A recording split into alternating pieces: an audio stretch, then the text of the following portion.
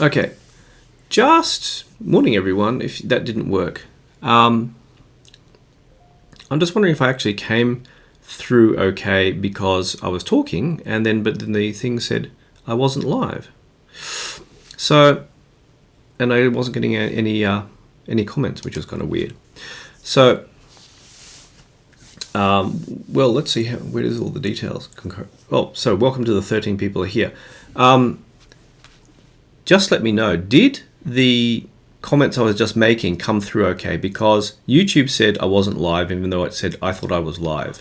So have I been coming through okay? Because sorry, this had the iPad on the background, but okay. I'll start again because I think YouTube may not have been broadcasting what I was doing. It said it was here, and then I saw a button that said start live stream. YouTube confuses me. Anyway, well, to start with, I'm going to just say, well, I talked about before, of course, science, and someone made a really cool, interesting comment, which I will just call up. Where is it? I asked for questions for this morning from my supporters, and they didn't really have any. I think a lot of people are locked down and they're maybe less interested in audio. Though according to one manufacturer, his sales have gone up. One of my Gentatsu commented, and next month the topic shall be subjectivism and pseudoscience. Why not? Let's talk about how people misunderstand things and stuff in that general direction. So, as I talked about before in my last video, my father wrote a book called Science, Myth or Magic. And this book is, well, that's about how, what science is about. And I talked about the story where a folktale about taking certain herbs, I guess, or eating a certain flower or something would relieve someone of of certain illnesses or a certain illness. And it was investigated by scientists, and they found out that the chemical in one of these herbs or flowers or something would relieve lower blood pressure. And so that's how scientific discovery is made, that someone usually has, well, what we'd call in audio a subjective impression of something, and someone decided to investigate what it was, and it resulted in discovery. And so that's how science works. It's not so the idea of science is to discover stuff and understand stuff, and it's not to put people down. It's not to say, hey, my thinking is superior. And one of the comments that was interesting to me was someone posted on the video about science, when I took the part of the live stream out which I talked about science, is that someone commented, I believe in science. And my thought is, wait a minute, science is not a belief system. Science is a method of discovery. And I think that a lot of people out there want to attach themselves to some kind of belief system, whether it be religion or a certain kind of politics or whatever it is. And they want to say, look, they want to make a statement about who they are from what their beliefs are. And I understand that. That's fair enough. I've never been that kind of person, so. And the thing is, they want to make maybe it's an ego boost. They want to make themselves feel superior because their belief system allows them to make themselves feel better than other people. And the downside of this, of course, people then put others down as being inferior because they don't follow the same belief system. And that's when it's science, it actually ruins science, because that's not what science is about. I can quote a doctor friend of mine who's a head of department in a large hospital, and he said he's read multiple scientific papers on the same subject, all of which contradicted each other. And you think peer-reviewed scientific, paper which contradicts another paper on the same subject, and people don't realize that a lot of this is science doesn't just say, right, we've discovered this is true, finish. It doesn't work like that.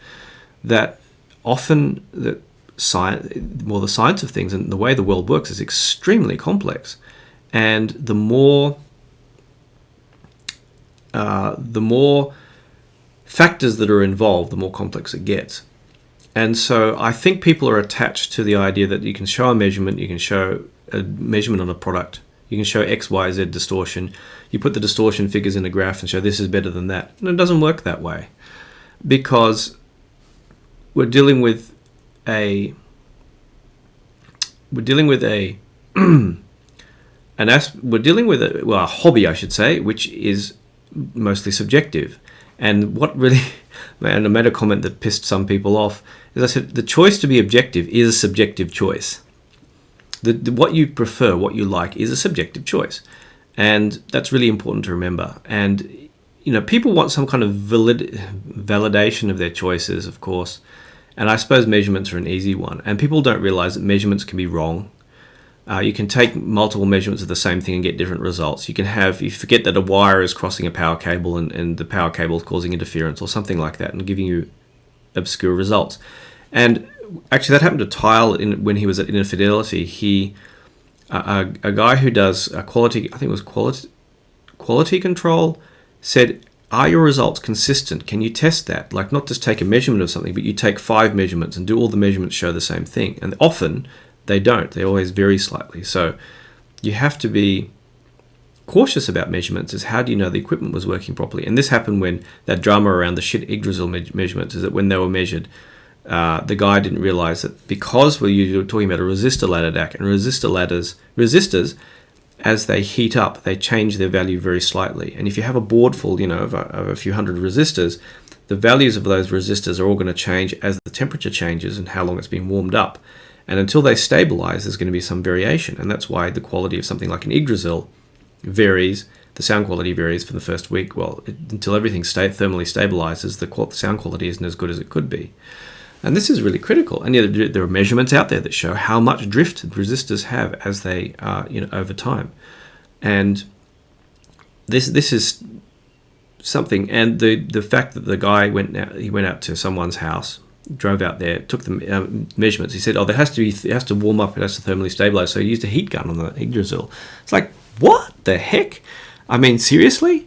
And then his measurements didn't match anyone else's. Like 5 other people measured an Yggdrasil, and including Shit Audio, who measured the Yggdrasil that was measured, and nothing else came out unusual. But one guy's measurements were off. And people have to understand that the science is not an absolute thing. It's people trying to do their best, usually, or sometimes not trying to do their best, but just not being sensible. Or people who are being paid by companies to write up scientific papers and bias them. I mean, it's not hard to fudge results in science. There's actually a computer analysis being done of scientific papers, and they can tell from I don't know if it uses artificial intelligence, but they can tell measurements are always going to follow a certain pattern. And if the measurements are like too perfect, for example, there's clearly that there's been fudged. So there's work being done to test whether papers are likely being the results have likely been fudged. And there's nothing stopping someone writing any numbers into the results that they like, or putting in numbers. And so you have to be really careful about science, is that there are a lot of it out there. And this is why you have journals starting with Nature as number 1 and having ranking of journals out there, because there are journals who will accept anything in any scientific paper regardless, and which have a very low rank, because there's a lot of fudged and poor science out there. And a friend of mine who's a doctor, head of department in a large US hospital, he said he's seen scientific papers on the same, researching exactly the same thing, which produced contradictory results. So science is not a thing to believe in, and this is very important. But on the other hand, it's not to be rejected, but it's to be understood as science and not some kind of thing that not some kind of thing to be avoided, but understanding where it's relevant and useful, and understanding where it is not useful. Like I was talking about, a full 1 kilohertz tone or the distortion sidebars are kind of irrelevant to. They're irrelevant to the consumer, essentially, unless you want to see like, this is a tube amp with even order harmonic distortion. It's going to sound nice and euphoric. That's about as far as you can go. Or there's a lot of intermodulation distortion. That's not going to sound good. That's about as far as it gets useful. It's for the manufacturer to use these measurements, and they don't correlate always to how we hear. Sorry, I haven't read the chat, but talk about pseudoscience. I don't want to sit and talk about stuff that's dodgy, not reputable. I don't want to do a really negative video on that, because there's a lot of weird stuff out there. I've had friends who've bought some of the weird, questionable stuff, and some of it has done things which are kind of, how the heck is that possible? So I'm not going to completely write it all off, just because oh yeah, sure, strapping a bunch of stones to your power cable. No, I think I'll pass on that. But stuff like a lot of people have been asking me about power cables. Some topic I don't want to get into, but there is apparently the mechanism for power cables is if you use a shielded power cable, which is about 1.5 meters long. If it can reduce the high frequency noise, apparently, then high frequency noise apparently travels shorter distances in cables and wires. So if you shield the last 1.5 meters, it will actually knock out the high frequency noise, and that may or may not help with electronic components depending how they're designed. I don't believe in that. If a thing is competently designed, blah, blah, blah, blah, ignore that. That's just talk. Remember the shit audio weird? It was the one port USB hub. Jason Soto thought that's not going to do anything, and he tried it and it did do something, and he thought, wow, hold on, this shouldn't be right. And this is what eventually led to shit making the unison USB. And it's because you can measure stuff, but if you don't, and if you hear it, and Jason did science. He heard stuff which he thought shouldn't happen. He thought, well, they investigated, and eventually it led to a better USB implementation. First the Generation 5, and then the Unison USB. So it led to something. So it's not so good to dismiss stuff as, oh, that's just bullcrap so quickly. This is how science works. Someone has an experience. Someone has an experience. You investigate the reason for that. And you can be, doubtful or skeptical of this experience. Sure, that's fine. But also at the same time, if multiple people are having an experience of something, you go, maybe there's something worth investigating here. People are very complex as well. I mean, do you think, are you a simple person? We're all very complex people. Some interesting questions before I get into the chat. Where was it? I've lost my tab. Do you like my new camera angle? I decided to do something different. It's much easier than switching backwards and forwards, and I'm also set up here for some teaching over the internet too. Someone asked me, best to look at measurements, then listen if the measurements are good. And this person unsubscribed because I said that's just because the other stuff they talked about. If it doesn't measure good, there's no point whether anyone thinks it sounds good. What's good? This is the question. People talk about good as if it's like this really bugs me. Science is supposed to be about, okay, this does this. If you have let's go back to our 1 kilohertz turn, full power, with our sidebars. At what point where is good and bad? Do you notice there's no standard for good and bad? For example, audible and inaudible are thresholds, and they're not. This is audible. This isn't audible. The hearing limits are thresholds, and they're not. They're not as absolute as people think. What is the frequency response of your ears? If you hear a loud, a 1 kilohertz tone is easier to hear than, say, a 16 kilohertz tone or an 18 kilohertz tone, depending on your hearing. Whereas they're thresholds, but they're not absolutes. I mean, if you've seen the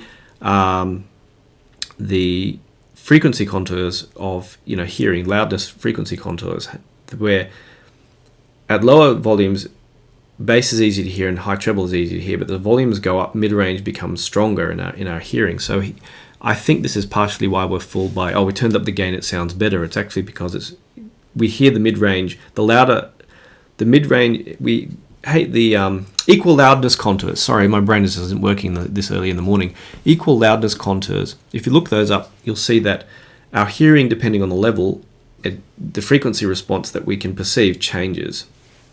So I think this is why we get fooled by gain settings on amps, is because we turn up the gain setting and we think, higher gain sounds better. But if all the gain setting is just adjusting where the volume control turns, well, you're not. It's just tricking you. So, but, where is good in a measurement? There is no definition. So it's really nonsensical to talk about if well-made. What's a well-made product? If a product is sufficiently well-made, okay, this is crossing. This is a lack of awareness that.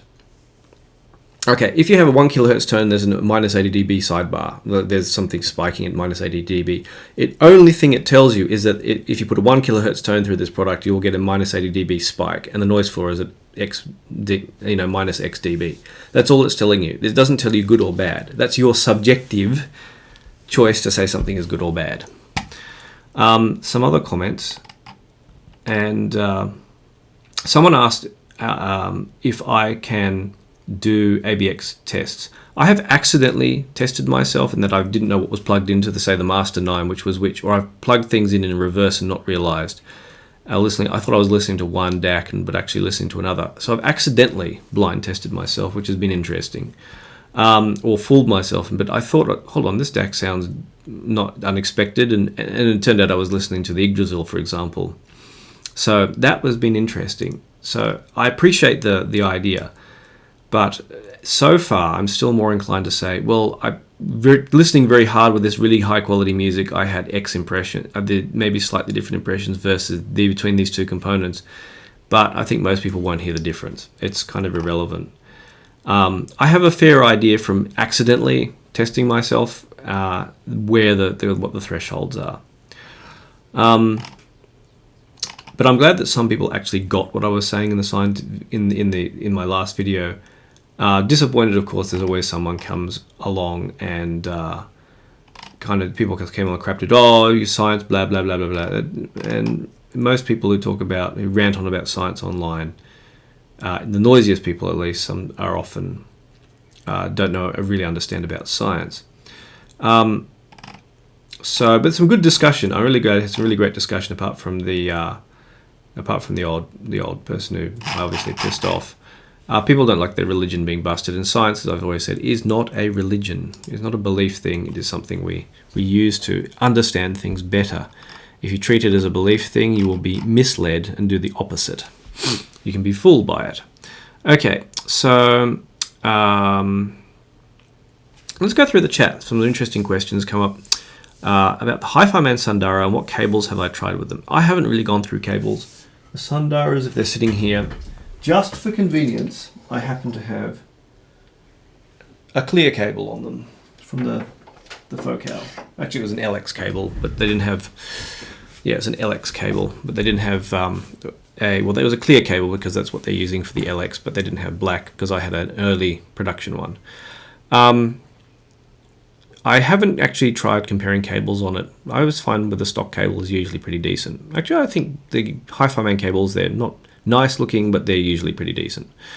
Yeah, it's still a good. I'm really impressed. Still impressed, though. Is that they're a little bit clunky in the design. I'm still impressed with the Sundaras, and they still. I mean, I still use them, as you've seen in my videos, to test amps because they're pretty reasonably revealing and the kind of price range of stuff people are going to buy.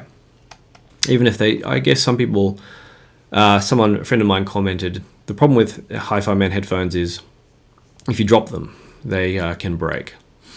So, but anyway, let me just scroll down and see what interesting questions have come up. So hi everyone especially all my supporters, Jude and others who are around. I'm just seeing if I've missed anything. What kind of music are the HD800s good for? I think they're best for listening to classical concerts. Something where you want big and wide and spacious. They're not so good where you want close and intimate, and they're trying to make everything sound wide. But I think there was I guess the engineers who made them listened to a lot of classical, maybe anyway. I kind of don't have a pair here, sadly. Would be interesting. And hello to the Audio Video Boutique. Thanks for joining in Las Vegas. And just definitely look through the chat again.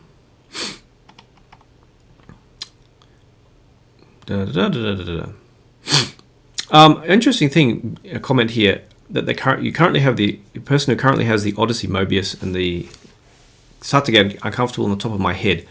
Check out Deconi have things you can stick on your headband. These stick-on things, which you should maybe able to make it more comfortable.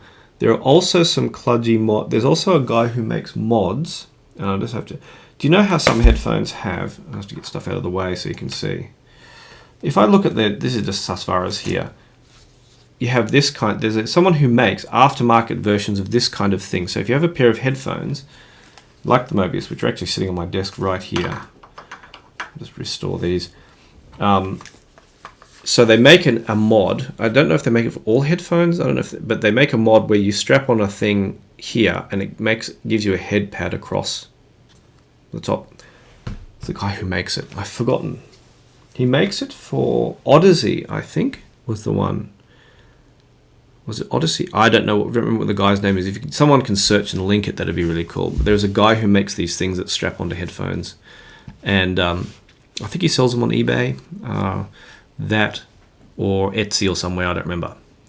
And that's a really cool mod. I think I'd really like that for some of my headphones too. I use the Mobius probably more than any other headphones, simply because if I'm chatting now or doing stuff, it's just easier.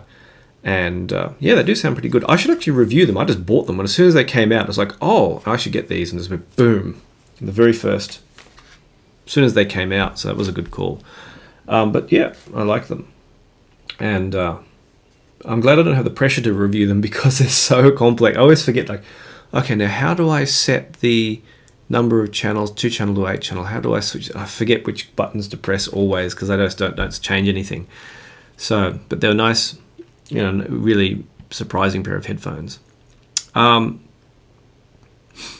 Let's have a look down and see what.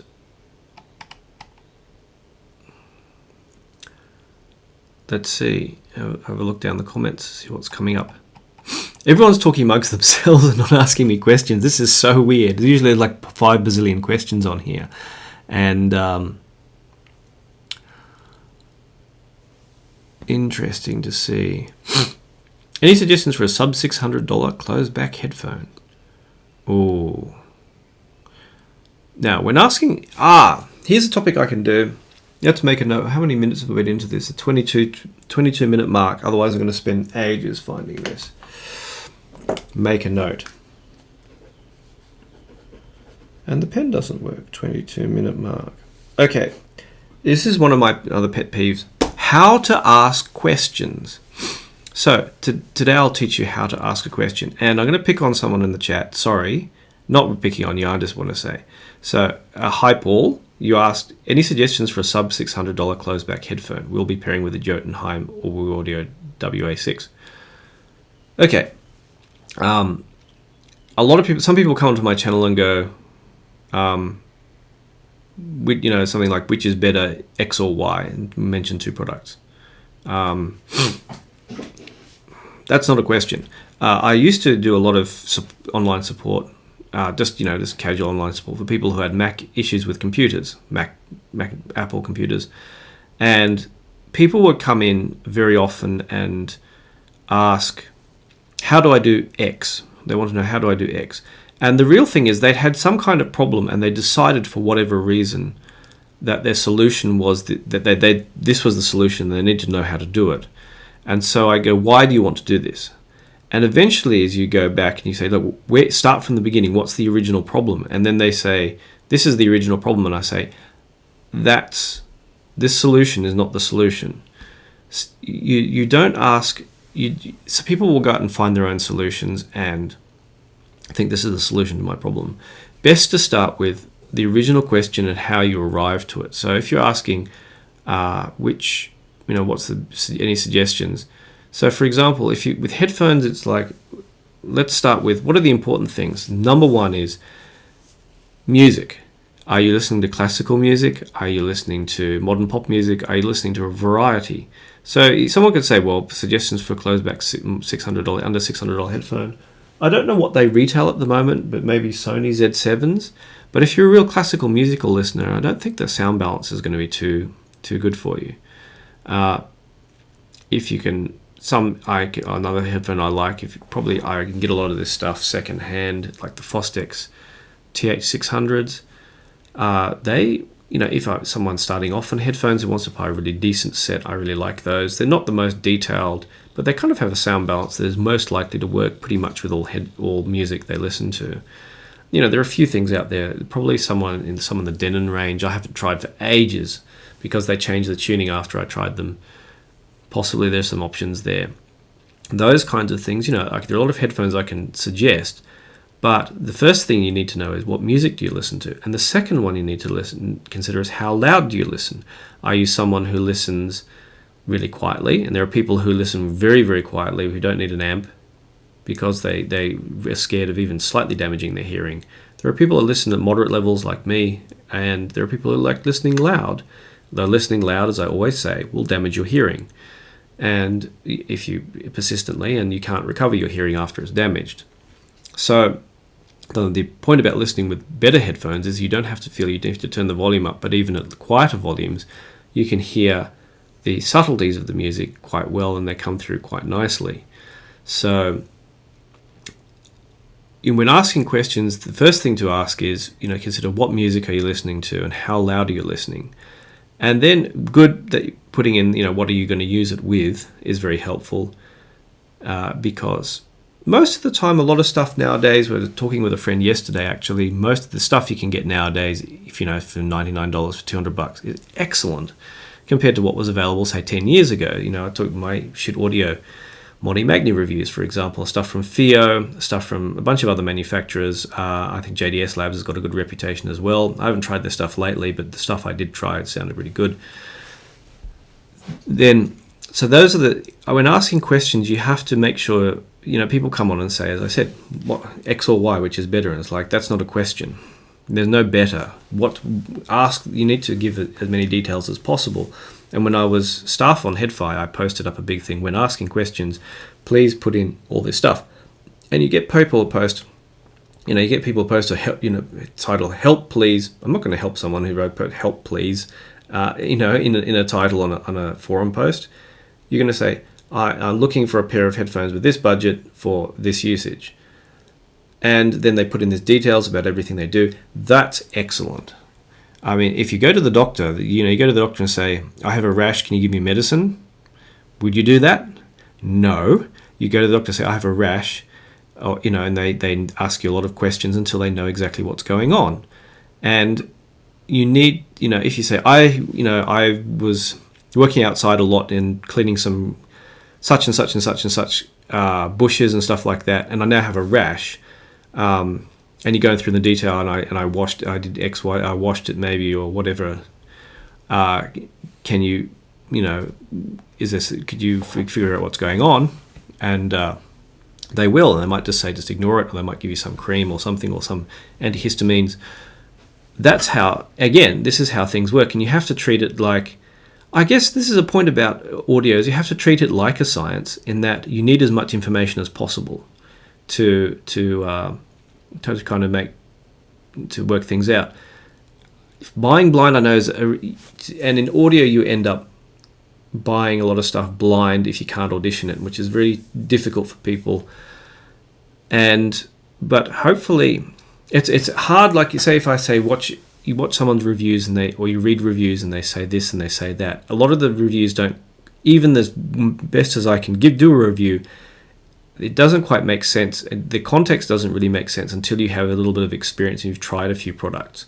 But generally nowadays, since stuff, as I said, is cheaper stuff has been really good, it hasn't been. It's generally less likely to have a bad experience buying blind, except with headphones and IEMs, where if you happen to get the one pair of headphones which mismatches with where the sounds excessively bright, whereas the reviewer you last watched had happened to have, they didn't sound so bright to them.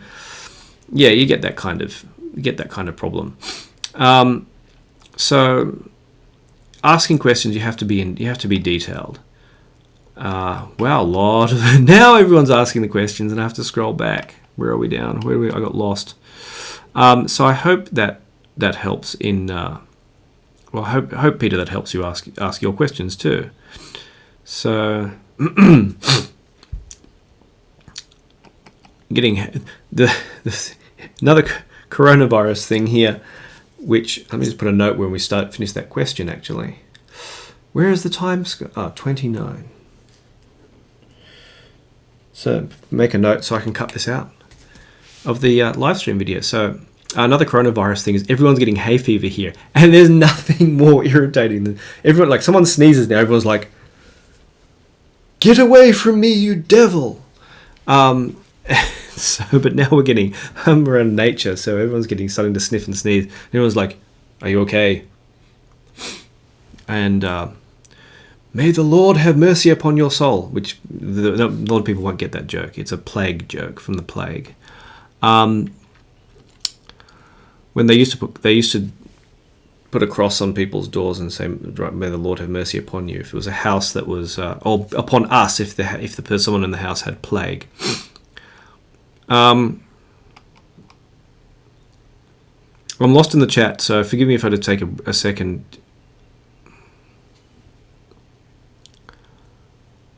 Here's someone asking an interesting question. Do you think I've got a few pairs of headphones and I still want more headphones as well as more DAC amps? I've got some kind of poisoning or just purely greedy. You need this. There are clinics for this, and there are clinics for this for withdrawing you from audio. Just kidding. You need help, man. That's just normal. That's just normal. You wanting more and wanting to do. Yeah, it's just normal. People, there are women who do it with handbags and shoes, and people do it with all sorts of stuff, with watches. I'm thankful I never got into expensive watches. We used to do it as kids with cigarette lighters. We used to collect insanely different, interesting Zippos, and we search out all the bizarre, interesting, the interesting cigarette lighters out there. People do this, and you start collecting. Now the question, there's someone, I don't know whose quote this originally was, so someone might remember, is that, do you own your products or do your products own you? So, but that's, I would rather just have one simple thing. I think if I started again, I go for a if I was starting from scratch, I go for a chord, TT2 and M scaler, and my headphone choice, you're going to find out. Some interesting decisions I'm gonna make soon, but it's fun exploring. I mean, if you can afford to do it, just if it comes down between eating and buying something new, please spend the money on food. Don't be like some of those students who have to keep buying and selling things so they can actually eat each week. Some people do that. The actual on Headphone, the classifieds, people ask, they're classified safe, and I say yes. The most dangerous thing on the classifieds with students with short of money. Where they'd couldn't afford, they'd sell something and didn't even have the money for the postage to send it. That's just silly. So, but it's fun and interesting, and for me, where it's kind of, there's a little bit of pressure on when I'm borrowing something, it can be a little bit tedious, and I try not to do that. I can get a little bit overwhelmed. And let's see. What other interesting things? Why are there no preamps and power amps for headphones? Interesting question. Well, these things are essentially low power amps. This is based on the Master 9 here, for example, is based on an Audio GD preamp. It's the same, more or less the same circuit with the output changed. A headphone amp, the amount of power that you need for the electrical requirements for headphones are kind of different than the speakers. But they're not radically. It's kind of like line level output of a preamp, but with much higher current. Very basically speaking, and someone who really knows their electronics is going to shoot me for this. More or less, a headphone amp, is a roughly line level output of a preamp, but with higher current. It can go. It goes higher. Line level output is about 2 to 3 volts or 2 to 6 volts, which is kind of. You can get stuff which will output more volts than that, but roughly speaking, that's what a headphone amp is. So really, it's because you don't need any. I mean, there is in an amplifier, there are often multiple gain stages. They might have an internal preamp which preamplifies to another circuit, depending on the design. Like tube amps, maybe a hybrid, tube hybrid. The tube does voltage gain, and then the solid state circuit does current gain, or maybe there's no tubes, maybe it's just using solid state. So that's the answer to that question. Which DAC would you recommend with something like the SMSL, SP200 or THX789? I should have a topping DAC on the way to compete against the Bifrost, but I don't think there'll be a particularly bad choice in DACs. I think what I want to test is stuff that's between the Bifrost and the kind of moddy multi-bit. I want to test stuff in between because there's kind of a big gap there. Because I can't recommend anything I've not tried. I can only recommend stuff I've tried. Stuff I've not tried, but I don't think there'll be such a bad choice. The only thing I have personally is I like, say, the Bifrost, and I like the minimum kind of Sigma Delta DAC I like personally is something like the M11 Pro because it has the high grade DAC in it. Just because I've been big on ladder DACs and or chord DACs, and the more natural sound they produce, I prefer those. But if you want a good DAC for those, you could try something like just a Chord Mojo. And because they're single-ended, these amps are really single-ended. So a Chord Mojo is probably the best value in between still. So it's kind of hard to say, well, in between a Moddy multi-bit and a Bifrost, a Chord Mojo. Haha, interesting comments. I have to read the manual. I don't know how to use it. What's that you were talking about? Oh, the ADI2 DAC. Interesting. I'm thinking, like, what audio gear do you need a manual for? I had one piece of audio gear you had to understand how it worked, or just nothing would work. That was a Metric Halo ULN2. That was horrendous. You had to program the thing to work just about. What's the thin block under my M9? It's just a piece of wood because the shelves I'm on are actually quite short, and they work with normal headphone components, but this is a full-size component. So I had a piece of wood which was slightly deeper, and so it works out well. I actually have to have the Master 9 on feet because it's far too deep. It actually hangs over the end. But since the transformers are in the front, it's not an issue. It just means the feet just won't touch the back. They just have to put Herbie's feet under them. Checking the chat again. In a lot of amp designs, the gain settings changes the negative feedback, so it can change the distortion. That's a good point. A lot of people don't know. Also, just speaking of gain and volume, most volume controls control the input. You go to your input jacks at the back, and they go straight to the volume control, and then it goes to the amp circuit. In some designs, they don't do that. In Audio GD, it's sort of like the input goes straight into a gain stage, is converted to current and then amplified, and the current to voltage conversion is done by the volume control. And that's because current to voltage conversion is just done with a couple of resistors, and a volume control is basically a resistor. So an adjustable resistor. So you can actually overload the input stage of those amps. The THX amps, the input goes through a circuit, often a conversion circuit from balanced to single-ended if you use the balanced inputs before it's amplified. So you can potentially overload the input of those too. So most stuff is volume on input though. Just looking around me. Yes. So there are other things, yeah, but some things do adjust. And knowing how the amp design works, at least basically, could be more helpful than reading measurements online, because measurements won't tell you if you're... Though most stuff is unlike, it's very rare that you'll overload the input stage of an amp nowadays, unless you use chord gear, which has a higher line level voltage of 3 volts rather than 2 on single-ended. So let's see. I don't like how my Susvara sound via perfectly functioning audio valve Solaris for being too dull. Well, the Solaris clipped when I used it, unfortunately, with the Susvaras. There was, like most headphones, it was a nice amp. Just not... I think it... I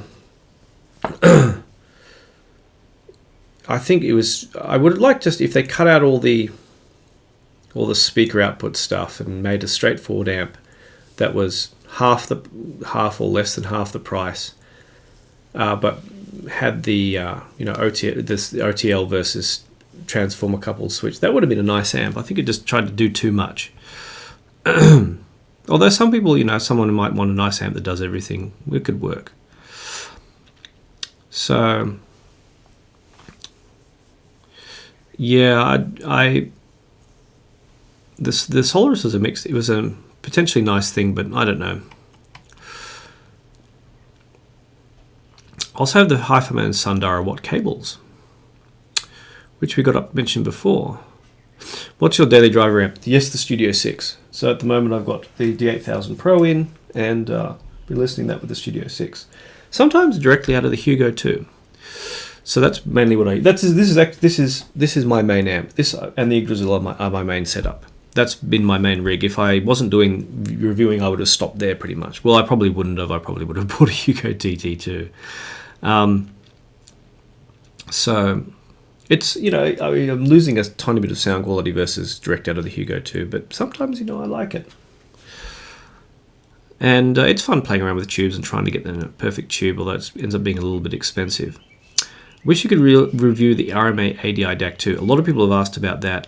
The problem, just to people who haven't heard, is that with dealers and distributors, if I was in America, it would be painfully easy. If being here, it's like, if I go to some of the distributors are really cool with me and will lend me anything. Some are like, well, are you doing a review in Japanese? No. They don't want to lend me stuff. And sometimes the manufacturer will ask them to lend me stuff. They don't like doing it. Some are cool, some are not. Some will help, some don't want to.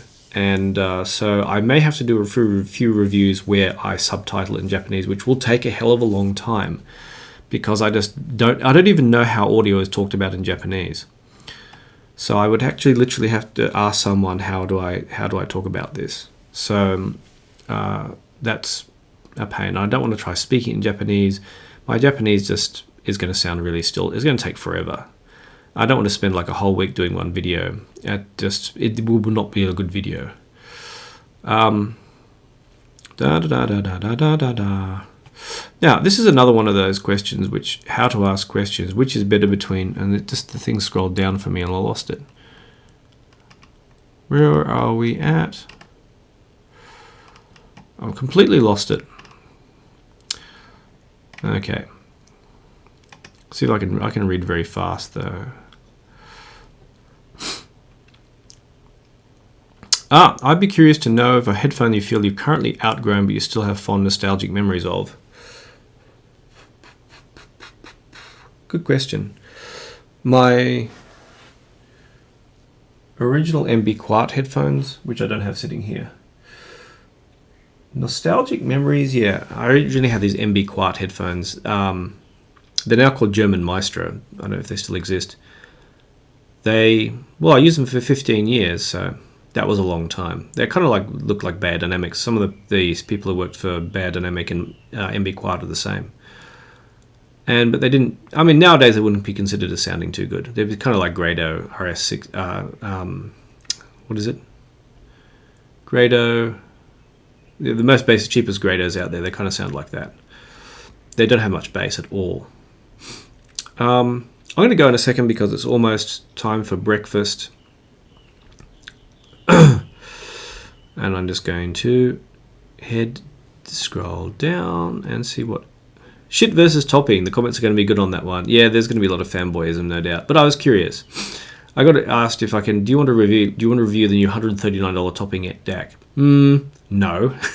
Well, don't want to listen to a cheap $139 AKM DAC. Not really. This is the problem with reviewing, is sometimes you have to review stuff that you don't want to review. And I said, well, I'm more interested. My channel does a lot of high-end stuff. I'm more interested in the $700 topping, so they agreed to send it over. So I actually wanted to try a good topping DAC. I mean, they're all probably decent. Wouldn't surprise me, but I'm not expecting anything, good or bad. But I don't want to just try the super cheap stuff. But I mean, sure, they've been hyped by one person, but I suppose I expect it to be decent. But it uses the high end DAC chip, which is, I don't like the 4491, 4493, those things I don't like. 4497, and I want to try the 4499. That I like, because I like the FIO M11 Pro. That's one I can pick up and listen to. And Thoughts of OTL amps for high impedance headphones. Where to start is a shit Valhalla 2. Well, yeah, for high impedance headphones, it's a cheaper way of doing high impedance headphones. If you like playing with tubes, usually they were tube amps. Well, they're always no, they're all tube amps. Of course, don't mind me. Of course, they're all tube amps, but they're fun to play around rolling tubes with and getting on the forums and saying, "Oh, this person buy these tubes." I mean, if you've got a budget for the amp plus maybe double your budget, assume you're going to spend twice as much as the amp costs after you've bought tubes. Okay. It's fun. It's just a fun thing. It's part of the fun. You collect tubes and you play around with them. And I've got a box full of tubes sitting behind me too. And I have plenty of stuff to play with. Look, I've got this. I've got 4 sets of 4 things. 1, 2, 3, 4 I can play around with. Well, I only play around with this half, but yeah, it's fun. Just expect to spend double the cost of the amp. I mean, the cost of the amp again on tubes, I should say. Okay. I'm just going to scroll through here and then I'm going to finish up. Another thing about asking questions, if people ask me questions about stuff I've never heard, check my website here.reviews. There's an about and you can click on Karawong and you can see the gear. It's not updated very regularly, but you can see what gear I've heard. But if you're going to ask me, say, about what do you think of these IEMs versus 64 audio, well, I've never ever reviewed a 64 audio IEM, so I have no idea, for example. So check that I own stuff first before asking. But so, Headfire, usually there's a lot of discussion about comparating stuff. Someone will have heard the particular pair of products you've heard somewhere. And but again, with asking questions, try and not just which is better, X or Y, but try and think about the question. I have this now, these headphones. I listen to this music. I currently have this DAC. I'm thinking about buying X or Y. I'm not sure. Do you have any thoughts about that? That kind of, I have. Just asking which is better, X or Y, is not going to help. I mean, especially with IEMs and headphones, it's like, what music do you listen to? Do you listen loud? Do you listen quietly? Are you listening outside? Are you listening inside? Are you listening on the train? That kind of stuff is really important. But just straightforward, is this better or that? No, that's kind of, you can't answer that because you just don't know. Oh, which of these 2 DAPs are better? It's like, well, whichever has the features you want probably is more likely to be satisfying. It's like, you might have the greatest sounding DAP ever, but if it has like 5 minutes of battery power, well, that's no good. So, and if you only has 5 hours of battery power, and you often catch into flights between, say, London and New York, well, no. Although now, of course, all planes have. If you're regularly catching flights, you'll be on a plane which has power. So I'm going to finish up because it is breakfast time. So I hope that this video, 91 viewers. I hope that this video was constructive. Just an answer about the topping D90 that's coming. Zeos did a review, did he? That's interesting. I'm not going to comment. That was going to be my April Fool's. I was going to strap a camera to my head and said I was going to do all my reviews this way this time. I was going to take the piss out of him. I should do that. I should have done an April Fool's. I wasn't in the mood to do so because of recent events, which I'm still thankfully catching up with and fixing up work with, which is partly why the different camera direction, because I actually have another camera stuck up here because I'm going to be moving some of my work online. So, okay, curious of other people, what do you think about your media consumption related to audio? How much is spent listening to music and how much versus watching, reading reviews? That's a good question. I wonder how much people do that. I know in my case, most of the time, I don't read other people's reviews, except before if I've got a product that is not like hot, like I've got the first one kind of thing, I will check other people's impressions to see that I've not missed anything important. Because I know how painful it is to search through threads and discussion and everything. I like to see what other issues people have come up with so I can do a better review. Am I still dreaming of getting an M-scaler? Yes. I did try HQ Player with the Hugo 2, because I can. I've been playing around with it. I didn't particularly think it sounds better. So, but the thing is, the HQ Player, it might be able to do 1 million taps, but it cannot give the W2AA filter, the 2048 times oversampling. It cannot do that. That just requires different kind of computing power. So have I heard the Chord Dave? I wrote a brief review of the Chord Dave on my website, and I think it's on Headphone as well. Direct to headphones, it is absolutely amazing. It's like the music. It's the feeling you get when you're really there in front of someone singing, for example. That kind of feeling comes through. It's incredible.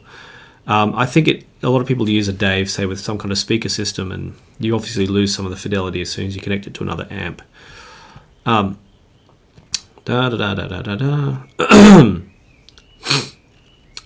Between Sony MDR Z1 and Meze Empyrean for listening to 90s music. I didn't have both of those here at the same time, so I can't answer that. But I still like the Empyrean. I didn't like the treble in the Z1 so much. But I like the Empyrean, has nicer treble. But I would still, of course, I recommend the Empyrean recabled anyway, because I don't like the sound. The sound with the stock cable is a bit dull for some reason. Which is, you can be as critical of that as you like, in that, why can't they have a perfect stock cable? Whatever, yep, I totally agree. I think maybe this is sounding kind of a bit harsh to say this about Meze, because Anthony Meze is a really nice guy. But I wouldn't be entirely surprised if the part of the thing was making an aftermarket cable and then putting a basic cable on it and then trying to upsell. Or giving, especially dealers the option to upsell to a nicer cable. Oh, you need the nicer cable. I don't... That's not a criticism, but people just do that kind of thing. I mean, I used to sell computers, and upselling was done all the time. You bought when I used to sell computers, people would bargain me down to just about buy price, and then I'd go, oh, but you need a printer, and you need a backup drive, and you need back in the days, this was 20 years ago, you need a CD burner, you need a DVD drive or CD burner, I forget which. It was CD burner. And you need this and you need that. And I actually would make more profit on the peripherals than I would on the computer, because people feel like they've succeeded if they bargain you down on the main thing, and they never bargain you down on the peripherals. So this is why car dealers, and they say, this is the car, you want to buy this car, and then they give you a sheet full of all these accessories, like $300 car mats. It's like, no. So what I did, pissed off the dealer when I went to buy a car, because I knew the tricks, because they gave me this sheet with all the things they were going to buy. And so I bargained them down. So I knew the trick. I hard bargained them on my trade-in. And then we got to that point, and then I said, okay, I want you to cut all these accessories you want to sell me. I cut off half of them, and the remaining ones I asked them to give me at half price. The dealer looked at me like, you bastard. I'm utterly terrible. I know how sales works. I'm a hopeless salesman, though. I feel that a lot of new people to new DAC amps only believe in measurements. How would you convince them objectivity is not everything? The way to help people is educate them, is to help them understand what they're seeing and what the measurements actually mean. And what I'm going to do, I'm not an expert, and I'd like to do a video where I explain what measurements mean. But these explanations would be backed. I'm going to do it in conjunction. If I do it, I'll do it in conjunction with people who are experts, and I'll say this is either name them or say I will confirm with them in detail if my understanding is correct, so that my explanations are correct. And this is another reason I haven't done an MQA video, is because it's a lot of technicalities which I can easily slip up on, and I don't want to do that. I don't want to be a person who misleads other people either, because I've made mistakes too. Yep. How important are balanced cables for headphones? If you have an amp where its primary design is a balanced output, such as the Master 9 here, you want to use it with the balanced output. If the primary design is single-ended, then you want it to be single. Well, if the primary, it depends. Balanced is only okay. Balanced amps are a circuit design choice of the manufacturer. There happens to be that a balanced design requires a different output from normal, because it requires an output where the signal returns are not crossed, because a single-ended output. Case in point, you have left positive, left negative, and left and right minus are combined. In balanced, they're separate. So you need that to be a different connection. So you want to match that to the amp, but don't get into your head that balanced is necessarily better. It's a design choice. Let's say you have a DAC, like I've got the Yggdrasil here. Ideally, it's most optimum with the balanced output. You might want to use a DAC, an amp that is balanced for maybe optimum connectivity, like I might use the Master 9 with the Yggdrasil. But then again, the single-ended output is excellent. I use it actually with the Master 9. But it's matching up components to what they do best. That's all it is. So just scrolling down here. I have the Q-Test and 2 upgrade paths. Should I get the M-Scaler first or the Hugo TT first? That's a difficult question. I don't have an answer because I haven't tested that myself. I suppose it depends on the headphones you have. If you need maybe better headphone drive, like for example, I'd probably get the TT2 first if I was to eliminate all these big things here, because then it would drive my headphones well. Because if I want to keep these amps here, I get the M-Scaler first. Are you sensitive to distortion now, being a headphones listener? I suppose so. You do like notice things a little bit more in more detail. If you want to talk about sensitivity, and I was going to do a video on this years ago actually. A friend of mine ended up working for Disney, and she drew part of The Lion King and other stuff. And she can't watch anime anymore and enjoy it, because she'd watch things like The Lion King and she used to see each part and who drew which part. Even at full speed watching, she can see who drew what. And it kind of ruined it for her. So you can actually sensitize yourself to things. Just like sports referees can see things, we watch some high-speed sports, you go, how the hell did he see that? And it's because he knows what he's looking at. So you can, and I want to talk about sensitivity in a video specifically, if I ever, maybe eventually I'll shoot it. And I wanted to explain how I talk about need in audio and what's necessary and what's not necessary. So thanks everyone for joining. I'm going to head off.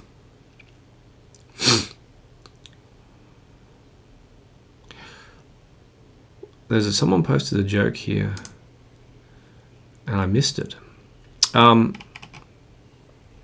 So there are no other reviews for HA300 on YouTube. That's a good point. I should do that. I'm interested in that one. So I'm going to head off because it's breakfast time and I'm hungry. So thanks all for joining me, and I'll try and do these maybe because a lot of people are stuck at home. I'll try and do them more regularly and answer some more questions. And well, thanks Joe for mentioning about the K and HA300. That was on my list of stuff to review, because that would be, I really want to check that out. That's a nice looking amp, and it can go up against the Studio 6. So I hope you all have a good day or good night as things go. And for those of you stuck at home, we'll get there, we'll get through this, and we'll come out to the other side better people, I hope. And someone pointed out that, yeah, being stuck at home, that sucks. But, 100 years ago, people were being called out, young people were being called out to war and to fight for their country, and a lot of them didn't come back. 100 years ago, we had the Spanish flu, 50 million people died. Then there was a world war, so many more people died. We have it easy. At least we can talk to each other, and when there's not a lack of uncertainty, rather than maybe, you're not sitting at home going, what's going on? You have no idea until the newspaper arrives or someone tells you something, you have no way of verifying it. Now I suppose there's a lot of bullcrap to contend with, but at least if we're clever enough, we can see through that. So thanks once again, everyone. I'll try and do these. If you have any, of course, thanks to all my supporters for helping me make these videos. So if you weren't already aware, there's a patreon.com/Karawong. If you want to become a supporter, if you'd like to join in on the fun, we have a Discord for supporters. What I'll do is I'll let you all, a few of you want to come in and join this, I'll do a quick, I'll give you we can add a few people. I'll add an invite, which will last for a day. Just let me just find how to, we'll do an invite. And if a few of you want to come in to the Discord, you won't be able to see all the Patreon stuff the patrons can see, but you can join in to the, a few people will come in and join in on the fun. But if you do become a patron, and as I say, it's like buying me a coffee once in a while, you can help me make these videos. It makes a big difference. And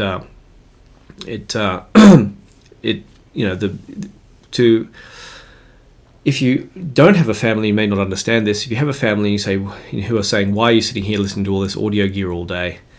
And being able to support my family doing this means I can do it more often and review gear, and eventually maybe for people who are interested in me measuring stuff, I could get some measuring in gear. I've been scratching my head about that. I don't want to contribute to misinformation though, but you can help. I do appreciate all the people who have helped me over the years. It's made it possible to do these videos, and do consider, if you are able to, support me for a couple of bucks, or send what is it called? Lost for words this morning. This is what I get when I don't have breakfast. What's the word? Something or other chat. My brain does not work. Super chat. If something I said today helped you in any way. So, yes, and as Quick Draw said, stay alive, everybody, and I'll see you all, maybe even on the Discord or online after I have breakfast, if you want to join in. So, yes, stay safe and have a good one.